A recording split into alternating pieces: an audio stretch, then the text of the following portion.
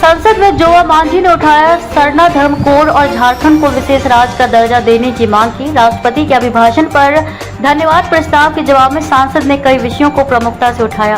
नमस्कार, आप देख रहे हैं ब्रेकिंग न्यूज चक्रधरपुर। अब खबर विस्तार से। सिंहभूम से नवनिर्वाचित झामुमो सांसद जोवा मांझी ने लोकसभा में अपने पहले संबोधन में ही जनजाति समुदाय और झारखंड प्रदेश से जुड़े विषयों को प्रमुखता से रखा। जोवा मांझी ने राष्ट्रपति के अभिभाषण पर धन्यवाद प्रस्ताव के जवाब में झामुमो संसदीय दल के नेता के रूप में बोलते हुए आदिवासियों के अस्तित्व और पहचान के लिए सरना धर्म कोड लागू करने एवं झारखंड प्रदेश के संपूर्ण को लेकर स्पेशल पैकेज देने की मांग की। यही नहीं, सांसद जोवा मांझी ने अपने संबोधन में केंद्र सरकार को अर्थव्यवस्था, नीट पेपर लीक, 1975 का आपातकाल बनाम 2014 से लेकर 24 का आपातकाल समेत कई मुद्दों पर आईना भी दिखाया। जोवा मांझी ने कहा कि अभिभाषण में और स्पष्ट बहुमत की सरकार की चर्चा तो की गई है। तकनीकी तौर पर सदन में सरकार को बहुमत तो प्राप्त है, परंतु जनता की नाराजगी स्पष्ट रूप से व्यक्त हुई है। सरकार देश के मतदाताओं की भाषा को समझ ले, उसके अनुसार अपनी नीतियों, अपने व्यवहार में परिवर्तन लाए। देश और न्याय की बात करें, क्योंकि 18वीं लोकसभा की चुनावों की भाषा स्पष्ट है कि ये स्थिर और स्पष्ट बहुमत की सरकार नहीं है। जोवा मांझी ने कहा कि वे झारखंड के कोल्हान क्षेत्र का प्रतिनिधित्व करती है, जो जनजाति बहुल क्षेत्र है।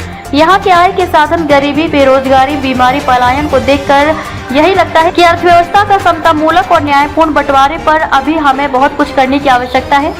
सांसद जोवा मांझी ने कहा कि सरकार ने 10 वर्षों में 4 करोड़ पीएम आवास का वितरण किया है, लेकिन झारखंड जैसे पिछड़े एवं जनजाति बाहुल राज्य में पीएम आवास योजना नहीं दी जा रही है। राज्य सरकार के द्वारा अपने सीमित संसाधनों से अभुआ आवास की योजना चला रही है, जो राज्य की आवश्यकताओं से काफी कम है। सांसद ने केंद्र सरकार से जीएसटी कलेक्शन से झारखंड के बकाया हिस्से की मांग की। ਤੇ ਆਉਣ ਵਾਲੇ ਸਮੇਂ 'ਚ ਇਦੋਂ ਵੀ ਨੀਚੇ ਆਵਾਂਗੇ। बहुत बहुत धन्यवाद। जोवा मांझी जी। धन्यवाद माननीय सभापति महोदय जी।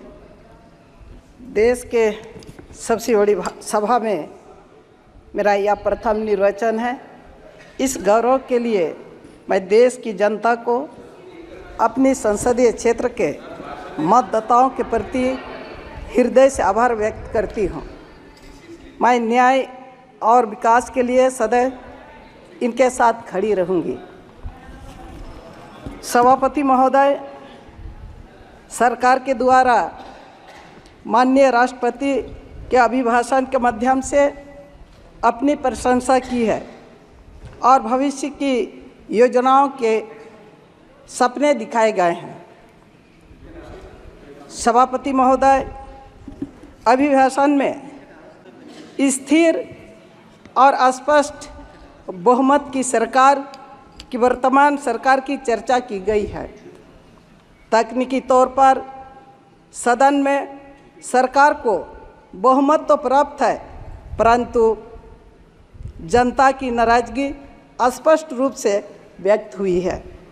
आपके माध्यम से मेरा आग्रह होगा कि सरकार देश के मतदाताओं की भाषा को समझ ले, उनके अनुसार नीतियों, अपने व्यवहार में परिवर्तन लाए। देश की बात करें, न्याय की बात करें। 18वीं लोकसभा के चुनावों की भाषा स्पष्ट है। स्थिर और स्पष्ट बहुमत की सरकार ये नहीं है। दुनिया की सबसे बड़ी, सबसे तेज़ी से बढ़ने वाली अर्थव्यवस्था की बातें अभिभाषण में की गई है। 2014 में 11वां स्थान से 2024 में 5वें स्थान पर आ चुकी है। लक्ष्य 3री स्थान पर लाने का है। मैं झारखंड के कोल्हान क्षेत्र का प्रतिनिधित्व करती हूँ, जो जनजातीय बहुल क्षेत्र है। इन आंकड़ों का मुझे पता नहीं, परंतु अपने क्षेत्र में आय के साधन, गरीबी, बेरोजगारी, बीमारी को देखकर यही लगता है कि अर्थव्यवस्था का समतामूल्य न्यायपूर्ण बंटवारे पर अभी हमें और बहुत कुछ करने की आवश्यकता है।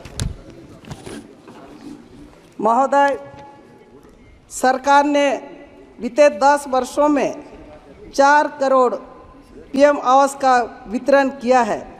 महोदय, मैं आपके माध्यम से सरकार का ध्यान आकृष्ट करना चाहती हूँ। झारखंड जैसे पिछड़े जनजातीय बहुल राज्य में प्रधानमंत्री आवास योजना नहीं दिया गया महोदय 3 वर्षों से। राज्य सरकार के द्वारा अपने सीमित संसाधनों में अब वो आवास की योजना चलाई जा रही है, जो राज्य की आवश्यकता से कमी है, काफ़ी कमी है महोदय।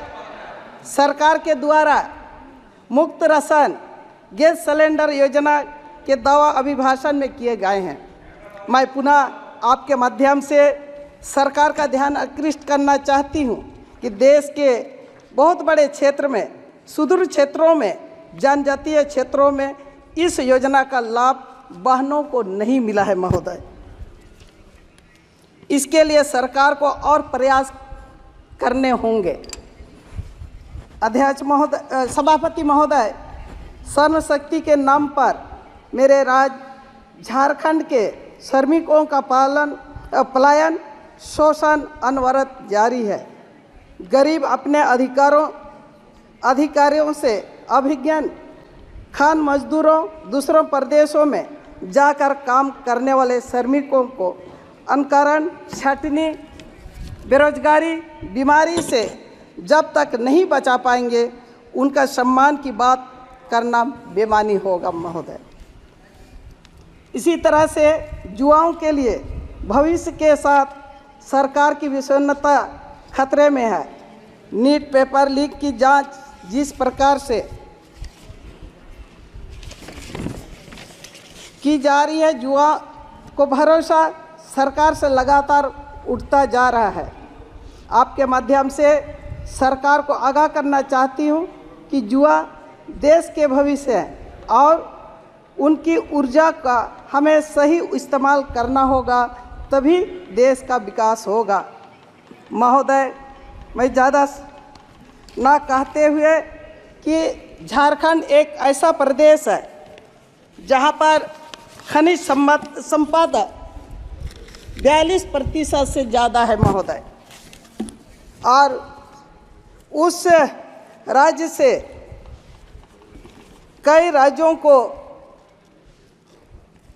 विकास का कार्य में जोड़ती है, मगर झारखंड राज्य अभी तक हम लोग वहाँ पर ठीक से जनजातियों का विकास नहीं कर पाए हैं। मैं आपके माध्यम से सरकार से आग्रह करना चाहती हूँ कि उस राज्य को झारखंड जैसा आदिवासी बहुल राज्य है विशेष दर्जा मिले और संपूर्ण विकास वहाँ पर हो, और झारखंडियों का एक पहचान आपके माध्यम से सरकार से मैं मांग करती हूँ कि आदिवासियों का पहचान सरना कोड लागू किया जाए ताकि एक आदिवासियों का अपना पहचान बना सके। मैं इन्हीं चंद शब्दों से आपको बोलने का अवसर, आपने बोलने का अवसर दिया है, इसके लिए मैं आपको धन्यवाद करती हूँ। अपनी बातों को विराम देती हूँ। जी।